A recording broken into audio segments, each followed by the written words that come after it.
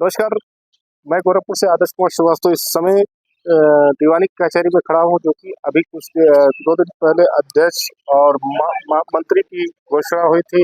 आज वहीं कोषाध्यक्ष का कल एक घोषणा हुई, प्रवीण शुक्ला जी जीत गए। लेकिन यहाँ पर एक अचंभव वाली बात आई कि मनीष यादव जी का कहना है कि धांधली हुई है। उनसे पूरी जानकारी लेते क्या हुआ था सर, क्या मामला था कि जिसको आप कह रहे हैं धांधली का आरोप लगा रहे हैं? मैं Manish Kumar Yadav advocate, civil court Gorakhpur. हमारे पिताजी भी स्वर्गीय राजेंद्र प्रसाद एडवोकेट यहाँ से वरिष्ठ अधिवक्ता रहे, जो अभी इस दुनिया में नहीं रहे। मैं कोषाध्यक्ष पद का प्रत्याशी रहा सिविल कोर्ट बार गोरखपुर का। दिनांक 1/4/2026 को हमारे वहाँ मतगणना हुई थी, और उसके बाद जो है 1 तारीख को गणना अध्यक्ष और मंत्री का होता है। तो अध्यक्ष मंत्री का उस दिन गणना हुआ था। उसके बाद भी कुछ कई विवाद हुए थे। एल्डर्स कमेटी के ऊपर जो है कई आरोप लगाए गए थे, जिसके बाद 2 पक्षों में FIR भी हुआ था। उसकी भी जानकारी आप लोग की होगी शायद। उसके बाद 3 तारीख को हमारी मतगणना की डेट रखी जाती है। 3 तारीख को हमारे वहाँ जब भी मतगणना होता है तो 2 पदों का, जैसे कि अध्यक्ष मंत्री के एक साथ, वरिष्ठ उपाध्यक्ष कोषाध्यक्ष का एक साथ। तो कल दिनांक 3 तारीख को, और जब वो विवाद हुआ था दिनांक 1 तारीख को जो भी विवाद हुआ था अध्यक्ष मंत्री के पोस्ट, अध्यक्ष वाले पोस्ट पे, तो उसके बाद ये एल्डर्स कमेटी ने कही थी कि कोई भी मतगणना सुबह 11 बजे से लेके 6:30 बजे तक किया जाए, जो भी मतगणना होगी। उसके बाद कोई मतगणना नहीं की जाएगी। लेकिन कल जब हमने इसका विरोध किया कि मतगणना 11:30 बजे चालू हो रही है, तो इतना व्यवस्था है कि 35-40 की संख्या है एल्डर्स कमेटी में, 30-35 के, तो आप 2 टेबल लगा के दोनों पदों की मतगणना आप करा लें। उसके बाद भी ये लोग कहते हैं कि नहीं, ऐसा है, एक ही पद का, इसके पहले भी होता आया है। इसके पहले जब भी बार का चुनाव होता है, उसके पहले भी उपाध्यक्ष और कोषाध्यक्ष पद का मतगणना एक ही साथ कर दिया जाता है। लेकिन ये लोग नहीं मानते हमारी बात को, और कहते हैं कि पहले वरिष्ठ उपाध्यक्ष का मतगणना होगा, यदि समय बचेगा तो आपका होगा। चूंकि इन्होंने नियम बनाया था कि कोई भी मतगणना होगी वो 6:30 बजे तक होगी, उसके बाद कोई मतगणना नहीं होगी। उसके बाद 6:30 बजे तक क्या नाम है, हमारे मतलब 4-4:30 बजे तक सारे मतपत्रों की छटैया हो जाती है। हमारी भी कोषाध्यक्ष पद की भी छटैया हो जाती है, वरिष्ठ उपाध्यक्ष की छटैया हो जाती है, और मतपत्रों की छटैया हो जाती है। उसके बाद गणना शुरू होती है। उस वरिष्ठ उपाध्यक्ष का रिजल्ट आपका 6:30 बजे आ जाता है। 6:30 बजे तक इनका मतलब, लेकिन 6:30 बजे सूचना देते हैं कि कोषाध्यक्ष पद के प्रत्याशी सभी लोग अंदर आ जाए और गणना चालू होने जा रही है। हमने कहा 6:30 बज गया, चलिए भाई कोई नहीं, गणना हो रही तो हो जाने दिया जाए। उसके बाद हमारे अभिकर्ता जो है, हमारे बड़े भाई अमरनाथ यादव जी रहे, एजेंट रहे हमारे, उनको हम अंदर भेजते हैं, भैया जाइए देखिए और आप कराइए। अंदर हम लोग बाहर बैठे हुए। उसके बाद अंदर जाते हैं, वो मतगणना चालू होती, सारी छटैया होती, गड्डी बनाई जाती है। जो हमें जानकारी उन्होंने भाई साहब ने दिया, वो बताया कि वहाँ पे मैंने प्रवीण शुक्ला का गड्डी देखा, मैं वो गिना 19 गड्डियाँ थी, और आपकी गड्डियाँ किनारे रखी गई थी। और हमें अंदर सूचना भी आ रही थी कि 50 वोट से आगे चल रहे हैं, सब कुछ हम लोग भी सूचना ले रहे थे, सब सारी सूचना हमारे पास आ रही थी, अंदर हमारे लोग भी रहते हैं। उसके बाद से एक व्यक्ति आते हैं उसमें, और वो 3 गड्डियां हमारे उठाते हैं हमारे में से। तो अमरनाथ जी उसका विरोध करते हैं, गड्डियां कहाँ है, कहीं ऐसा है कि हमें देखना है, कहीं इसमें 50 से कम तो नहीं है, 47-48 की तो नहीं है। उन्होंने कहा भाई देखना तो सामने देखिए, यहीं मिला लीजिए, हम भी सामने बैठे हैं। अभिकर्ता किस लिए होता है, इसलिए होता है सारी सब कुछ वो देखता रहे। उसके तो क्या करते, जबरदस्ती पीछे लेके जाते हैं गड्डी, जिसका CCTV फुटेज में पूरा आ रहा है, और एक व्यक्ति जो अपने कोर्ट में रख रहा है, एक अधिवक्ता भाई हमारे जो है कोर्ट में रख के हमारे शक कर रहे हैं। एक अधिवक्ता भाई थे जिन्होंने दिया था, क्या उनसे आपको कोई जाति दुश्मनी रही या कुछ ऐसी? सर जाति दुश्मनी अब क्या कहें इन लोग का, चूंकि उसका मेन कारण ये था कि जो हमको इस कचहरी से, मैं इस कचहरी में जब से आया, मुझे यहाँ से लोगों से बहुत था। मैंने अपने खुद खर्चे से, एक अपने पिताजी के नाम से, हमने अधिवक्ता भाइयों के लिए बैठने के लिए एक टीन शीट की भी हमने व्यवस्था कराया है, अपने खुद खर्च से 5-6 लाख रुपया खर्चा करके, जब पे उस टीन शीट में बैठता भी नहीं हूँ, केवल मैं अपने पिताजी की स्मृति में उस टीन शीट को बनाया था।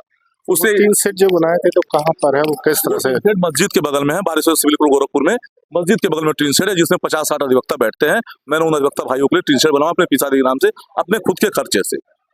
1 रुपया मैंने कहीं से चंदा नहीं लिया, मैंने कहीं से किसी से नहीं लिया, मैं अपने पिताजी की स्मृति में वो मैंने टीन शेड बनवाया। उसके बाद ये लोग, वहीं से मैं चुनाव जब लड़ा, तो मेरे अधिवक्ता साथी हमको बहुत प्यार दे रहे थे, सारे अधिवक्ता, मेरे गुरुजन, मेरे भाई, सब लोग। और मेरा चुनाव पूरा, मेरे जो समर्थक थे वो बोलने लगे थे, पूरे बोलने लगे, पूरा हल्ला होने लगा था। वो उतना चर्चा किसी पद पे नहीं था जितना चर्चा मेरे पद पे हो रहा। तो क्या ये बोलना ही आपके लिए घातक बन गया? ये हमारे अधिवक्ता साथी, कोई ने उनका प्यार मिला, हमें बहुत बहुत धन्यवाद। हमारे सारे भाइयों का जो प्यार हमें दिए, कोई बात नहीं, वो बोलना हमारे लिए थोड़ा सा घातक हो गया। वो अधिवक्ताओं की प्यार थी हमारे प्रति, जो बोलना वो अपने आप को रोक नहीं पा रहे थे, हमारे खिलाफ, हमारे प्रति उनकी संवेदना थी, वो बोलने लगे। उसके बाद ये लोग प्री प्लान करके, जिस दिन गणना होती है, गणना में मैं जीत रहा था, आए गड्डी लेके भगे वो, जब तक हम लोग हमारे अभिकर्ता ने वहाँ पे विरोध किया, हमारे अभिकर्ता को गाली देने लगे, कागज पकड़ लिए, जब तक हम लोग पहुंचे तब तक वो भाग चुके थे। उसके बाद हम लोग अंदर पहुंचे, हम लोग विरोध किया। वहाँ पे एल्डर कमेटी के चेयरमैन साहब, चेयरमैन से अगले चेयरमैन साहब MP सिंह जी बैठे हुए थे। उन्होंने कहा कि आप एक एप्लीकेशन दीजिए, हमने एप्लीकेशन दिया। उस एप्लीकेशन पे उन्होंने कहा कि इसको मैं कल फिर से पुनर्मतगणना कराऊंगा और इसको मैं सीज कर रहा हूँ। वहाँ पे वो सील करते हैं और कल कहे थे कि मैं लेटर जारी कर रहा हूँ, कल फिर से पुनर्मतगणना कराया जाए। आज सुबह जब मैं आता हूँ 11 बजे कचहरी और मैं जब पहुंचता हूँ पुनर्मतगणना के लिए, हमें अंदर बुलाया जाता है। सब 6-7 प्रत्याशियों को बुलाया जाता है, सब लोग प्रत्याशी लोग बैठते हैं। उसके बाद आते हैं हमारे चेयरमैन साहब, कहते हैं कि आज आपकी पुनर्मतगणना की जा रही है।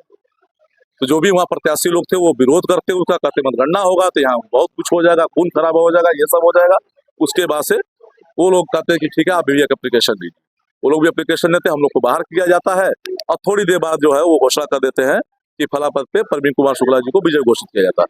ठीक है, हमारे बड़े भाई हैं प्रवीण कुमार शुक्ला जी, उनको मैं बहुत बहुत बधाई देता हूँ और वो कोषाध्यक्ष पद के प्रत्याशी भी रहे, उनसे हमारी अच्छी जो भी हुआ।